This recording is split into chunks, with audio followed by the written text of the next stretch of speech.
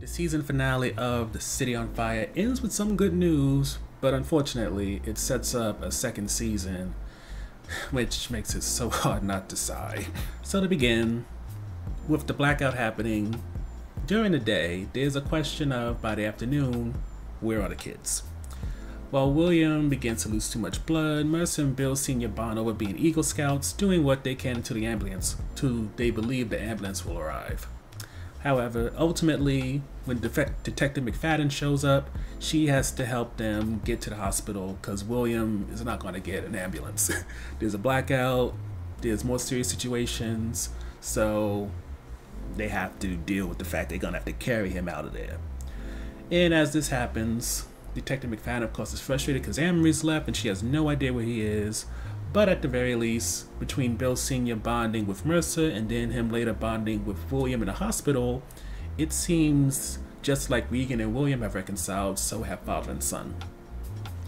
But as all this happens, Keith reveals to Regan that he doesn't know where the kids are since they apparently left early from camp or daycare. But things becoming so hectic, them becoming so scared about losing their kids, it seems to have bonded them together even more, and maybe even create a pathway for them healing their relationship. Now, I don't fully understand if Keith is fully in, since he did just visit Sam, who was somebody he was sleeping with, but you never know.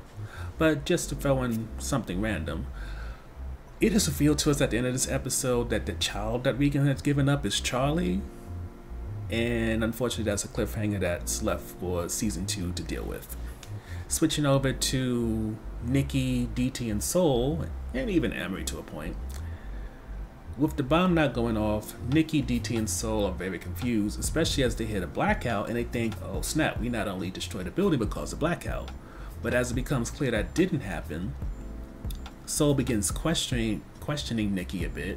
And of course, Nikki doesn't appreciate this because, you know, he's supposed to be the leader, he got a bit of an ego, so he's a bit mad. And it becomes so bad that guns are pulled out, and then when Soul decides to confess to something, it makes it seem that Nikki is about to actually take a life. Now, as for Amory, surprisingly, while his driver did die in the accident, he did not, and he just walks away. And again, cliffhanger, he walks away, we have no idea where he goes. All we know is that he's probably gone from New York City by the time the episode ends. Which leads to the final thing worth talking about, or rather the final topic, and that is solving the murder of, well, the attempted murder of Sam.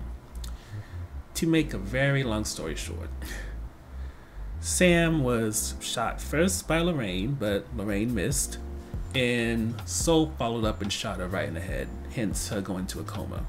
And the reason for this is Sam's influence over Nikki. Whether it is using the money that Nikki collected in order to provide some type of restitution to the family who died in that fire, her potentially snitching and revealing everything to the cops, this made Soul very uncomfortable to the point of wanting to get rid of her. As for Lorraine, aka Sewer Girl, she had feelings for Nikki, saw how much time and effort Sam got out of him, so she was jealous. Mind you, she was close to Sam because Sam was very nice to her, but at the same time, the jealousy led to that first shot getting pulled out. Now, as for how things are in modern times, Sam does wake up. It's a little bit weird, the situation that has her wake up.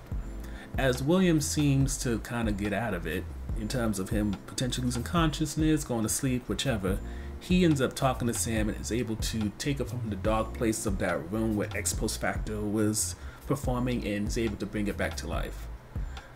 I can't recall offhand because it's been a while since I saw the episode if William also was awake by the end of the episode, but at the very least, Sam is alive, and in many ways, that's all that really matters.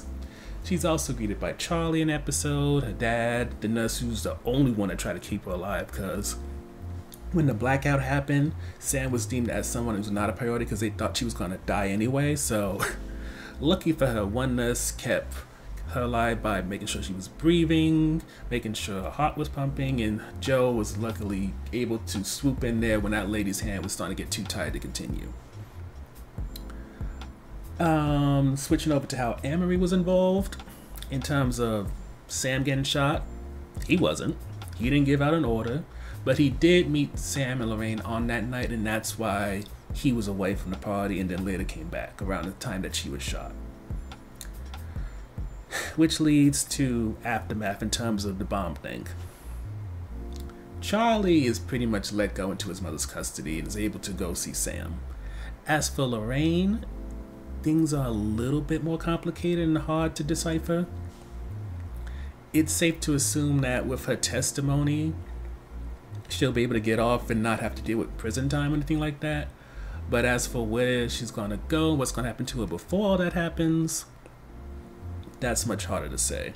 She doesn't know where Nikki and the rest are going, and all things considered, because Nikki's now chasing Soul through the woods for him confessing that he shot Sam. Her even giving some kind of directions may be a waste of time, since Nikki may kill Soul by that time, or maybe get lost in the woods. Who knows? Either way, the only thing we know about Lorraine is that she's still alive at the end of this, and she even kind of bonds with Detective Pasta to the point of him telling her how he ended up walking with a cane, and it's mostly due to him being attacked after 9/11, due to, you know, him being someone who appears to be from the Middle East. So the sole highlight when it comes to this episode is that we got a resolution to Sam's storyline, and on top of Sam being alive, she's able to talk a little bit with her dad and Charlie and embrace them. So in many ways, I feel like that was wrapped up well, and I also wish the show just wrapped up with that as well, but I don't think that's going to happen. Which is why there are multiple low points. The first one is Amory's on the run with no clue of where he is. And to make things worse, with him not having anything to do with Sam, that means all of his issues are firmly within the Hamilton Sweeney group, and that complicates things immensely, because part of the reason that Amory was such a good villain is not just his personality, but also the idea that he was a mastermind behind Sam getting shot. But now with him just being a financier and that just being an offshoot of his minions acting stupid, it kind of takes away from his villainy a little bit. Never mind him running with like a dog between, what is it? Like a dog with their tail between their legs. The next low point is that while at least Amory got into a car accident, so you know he's shaken up and a little bit scared, and you know he got found out in a way that's gonna make his life very difficult. Soul, on the other hand, there's no pending comeuppance for him, and on top of that, he still remains an utter mystery. The sole thing we learned about Soul is that when he met Nikki, all he had was the van that he drives and Lorraine. Outside of that, what is his background? What does his issue stem from? It still is an utter mystery to us. And yes, Nikki's chasing him with a gun, but let's be very real and honest here. Soul can break Nikki's little twig ass if he wanted to. The only thing that's making him run is because that gun definitely is an equalizer, but after a certain amount of shots, Nikki loses any type of advantage he has. And even though Soul has some type of love for Nikki, or even maybe feeling of protection, I'm pretty sure after getting shot at a few times, that's going to dissipate to the point where DT can't do nothing and Nikki, he better stop praying. Which leads to the on the fence topic, and that's just the whole idea of this being set up for a second season. And I just feel like there's not enough here to really want that. Between Soul and Amory being on the run, Charlie being revealed as Regan's son, this isn't the kind of stuff that says, I want a second season. And then when you add in that Sam's awake now, so you know that she, even though we don't know if she can walk or anything, but at least she's on the path to being okay, especially since it seems, even with being shot in the forehead, she has memory of who Charlie is and all that.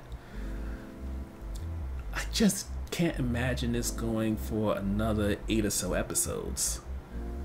But like we said since the beginning, this show is built to be a miniseries, especially with the way it was paced out, to the point where trying to go for another season, as a fan of Chase, who's the actress for Sam, A part of me says I'll watch it anyway, even if I don't necessarily think it should exist, but as for everyone else, I think they're back to where they were in episode 3 or 4, and it's like, I need you to convince me to continue. Overall, City on Fire ends with one thing you could have wanted to happen, but unfortunately, it leaves so much on the table for a second season that honestly has a lot of take it or leave it storylines that don't elicit much in the way of excitement.